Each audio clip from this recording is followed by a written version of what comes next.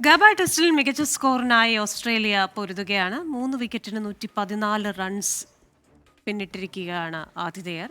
വിശദാംശങ്ങളുമായി അനിൽ വാസുദേവ് ചേരുകയാണ്. അനിൽ, എന്തൊക്കെയാണ് നമുക്ക് ലഭിക്കുന്ന വിവരങ്ങൾ? Good morning Pravitha, Christina. Gabba test ആവേശകരമായ തുടക്കമാണ് കിട്ടിയിരിക്കുന്നത്. ഇന്ന് ആദ്യ സെഷനിൽ തന്നെ ഇന്ത്യയുടെ ഒരു വലിയ പോരാട്ടമാണ് കണ്ടത്. തുടരെ 3 വിക്കറ്റുകളൊക്കെ തന്നെ വീഴ്ത്തുകയുണ്ടായി. 75 റൺസിന് 3 വിക്കറ്റ് എന്ന നിലയിലായിരുന്നു ഒരു ഘട്ടത്തിൽ ആതിഥേയർ ഉണ്ടായിരുന്നത്. പക്ഷേ അതിനുശേഷം ഓസ്ട്രേലിയ മത്സരത്തിലേക്ക് തിരിച്ചു വരുന്ന കാഴ്ചയാണ് ഇപ്പോൾ കാണുന്നത്.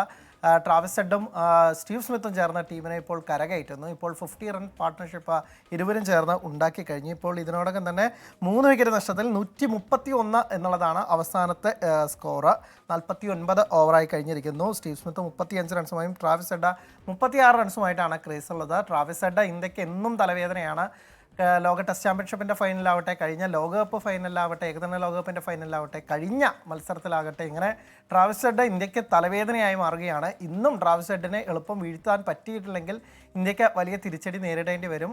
ഉടൻ തന്നെ ട്രാവിസ് ഹെഡിനെ ബുംറയ്ക്കോ അല്ലെങ്കിൽ മറ്റേതെങ്കിലും താരത്തിനോ വീഴ്ത്താൻ സാധിക്കുമോ എന്നുള്ളത് തന്നെയാണ് പ്രതീക്ഷിക്കുന്നത്. ബുംറയുടെ പേര് എടുത്തു പറയുന്നത് ബുംറയ്ക്ക് മതിയായ സപ്പോർട്ട് ഇന്ത്യൻ ടീമിലെ മറ്റ് ബൗളർമാരിൽ കിട്ടുന്നില്ല എന്നുള്ളതാണ് പറയേണ്ടിയിരിക്കുന്നത്. ബുംറ ഒരു വശത്ത് ഏറ്റവും നന്നായി എറിയുമ്പോൾ മുഹമ്മദ് സിറാജിനോ ആകാശ് ദീപിനോ ആ ഒരു പിന്തുണ കൊടുക്കാൻ സാധിക്കുന്നില്ല. നിതീഷ് കുമാർ റെഡ്ഡിയാണ് മറ്റൊരു വിക്കറ്റ് വീഴ്ത്തിയത്. ഒരുപക്ഷെ മുഹമ്മദ് ഷമിയെ തിരിച്ചു വിളിക്കേണ്ടിയിരുന്നു എന്ന തരത്തിലൊക്കെ തന്നെ കമൻറ്റുകളാണ് സമൂഹ മാധ്യമങ്ങളിൽ നിറയുന്നത്. എന്തായാലും ഇന്ത്യക്ക് അതീവ നിർണായകമാണ് ഈ ടെസ്റ്റ്. കാരണം ലോക ടെസ്റ്റ് ഫൈനലിലേക്ക് മുന്നേറണമെങ്കിൽ വരുന്ന 3 ടെസ്റ്റിലും ജയിക്കണം. അല്ലെങ്കിൽ പരമ്പരയിൽ ഒരു 3-1 എന്ന തരത്തിലെങ്കിലും ജയിച്ചാൽ മാത്രമാണ് ഇന്ത്യക്ക് ലോക ടെസ്റ്റ് ചാമ്പ്യൻഷിപ്പിൻ്റെ ഫൈനലിലേക്ക് മറ്റു ടീമുകളുടെ സഹായമില്ലാതെ, മറ്റ് ടീമുകളുടെ മത്സരഫലങ്ങളെ ആശ്രയിക്കാതെ മുന്നേറാൻ സാധിക്കുള്ളൂ. എന്തായാലും ഈ സെഷനിൽ തന്നെ ഓസ്ട്രേലിയയെ ഓൾ ഔട്ടാക്കി കഴിഞ്ഞ ഇന്ത്യ എളുപ്പം ബാറ്റിങ്ങിന് ഇറങ്ങി മികച്ച ഒന്നാം ഇന്നിങ്സ് ലീഡ് നേടുന്നതിനെ നമുക്ക് പ്രതീക്ഷിക്കാം.